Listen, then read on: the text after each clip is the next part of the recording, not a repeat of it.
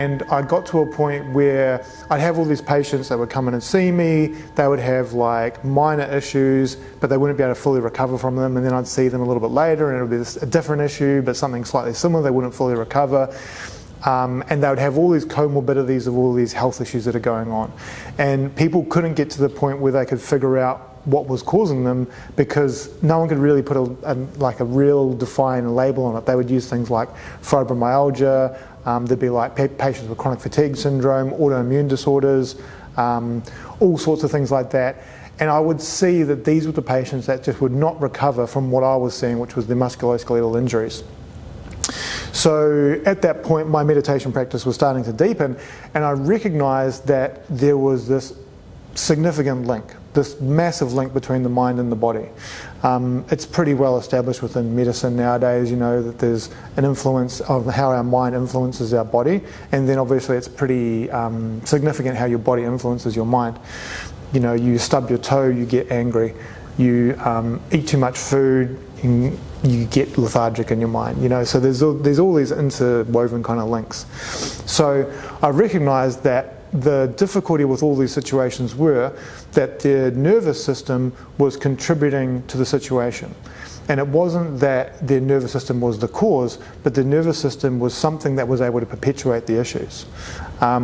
There's a good amount of research now around how, like, they talk about not the nervous system on its own, but the neural immune system. This is like Lorimer Moseley and people like that talk about how there's this massive link between the neurological system and the immune system.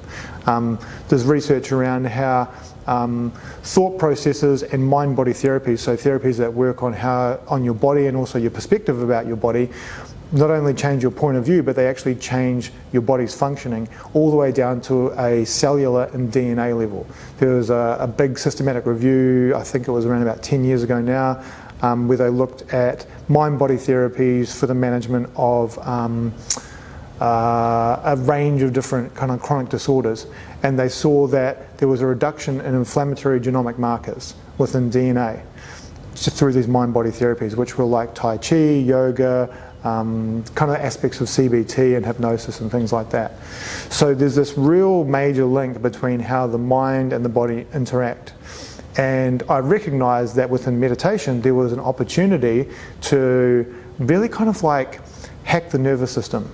You know, we're not sitting there in the thoughts and we're trying to kind of rationalize this thought means that and that thought means this, and I'm going to use a different thought to kind of treat that thought, which is kind of an aspect of what CBT is.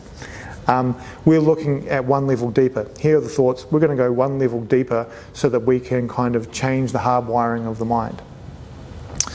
So I started to experiment on myself, and I used to have really bad hay fever.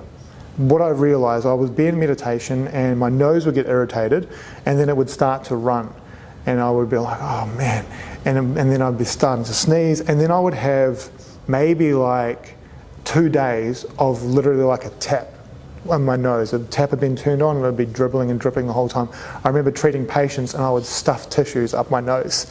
And I would get them face down, and when they're face down, I would take a moment to be like, oh yeah, what's that on the wall? And I would turn this way and change the tissue and stuff it back in there, wash my hands, I'd sanitize my hands and keep on going. So it was really inconvenient for me. There was one day in meditation, I was sitting there and I smelt some pollen, and that was a bit of a trigger for my hay fever. And so I could smell the pollen, and then I thought, well, that's interesting. It's making me want to sneeze. And so I sneezed, and I realized that I didn't sneeze out of my nose, I sneezed out of my mouth. And once I sneezed out of my mouth, I chewed. My nose irritation disappeared. And so I was like, that's weird. You would think that if there's a nose irritation, I'd need to clear the nose to make that feel better. But there was something else going on there. There was something happening within my nervous system that was convincing me that I'd just cleared my nose. So I sat there and I could feel my nose was being irritated, and I just observed that irritation within my nose. And as I observed that irritation within my nose, I noticed that my body wanted to react and sneeze to it. And so I just practiced sitting there and not reacting to it. Not reacting to it with my mind and not reacting to it with my body. So I didn't react with, oh, that's going to that's going to really irritate my nose, that's a real big problem. I just sat there and felt that sensation. And as I did that, I would feel the sensation in my nose, but what would happen is that sensation would start to move upward and it would disperse up into my skull, and then it would kind of disappear. And once that happened, the sensation, the irritation wouldn't be there anymore. And what I did this over it took maybe a week's worth of kind of chipping away at it. And I got to the point where I could do that relatively consistently. I could feel the irritation in my nose, I could realize that I was about to react to it, and I could let go of my reaction in meditation.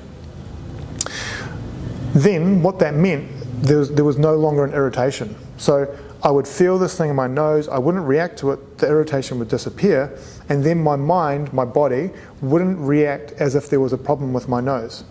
If I feel an irritation here, and my interpretation of that irritation is that there's something going wrong within my nose that I need to clear and empty out, my body will start to react by inflaming the mucosal cells around my nose, because it'll increase the amount of mucosa coming out because there's some sort of irritant in there that needs to clear.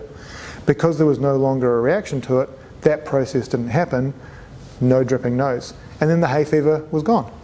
And occasionally it kind of comes back, but not very much, which was like a revelation to me. I'd seen all these doctors and done all these different things and I couldn't change it. So I took that idea and I applied it to a lot of my patients. I'd be working with people, I think of a number of different people. There was one guy who had a chronic headache, and we started to look at his reactivity and his interpretation of that headache. And by the end of the process, he said he felt something open on the top of his head. He said that he felt like wind was coming in through the top of his head, and his headache that had been there for 10 years that no one could shift completely disappeared. And this was a guy who was like an entrepreneur, developer type on the Gold Coast, like real country boy sort of thing, just making money. And he said he felt a great deal of peace afterwards that he'd never felt before, and that was kind of a revelation for him. There was a girl who had like a knee issue, and while we were treating her knee issue, we resolved her chronic anxiety issue. And again, it was like her relationship to the pain and her perception of pain and her reactivity to that situation that we were able to change. So once this stuff started happening, I had a recognition that, hey, I found a little tool in there that doesn't often get talked about within healthcare. This is kind of within our society, basically, right? I really like the idea that the spiritual life is something way more simple than we think it is. We do all these things within our life. We go out and go to work, and we achieve all these things, and we do all this different stuff. And those are the things we do in our life. And that's what everyone's kind of focused on. The other element of our life is how we're feeling while we're doing those things.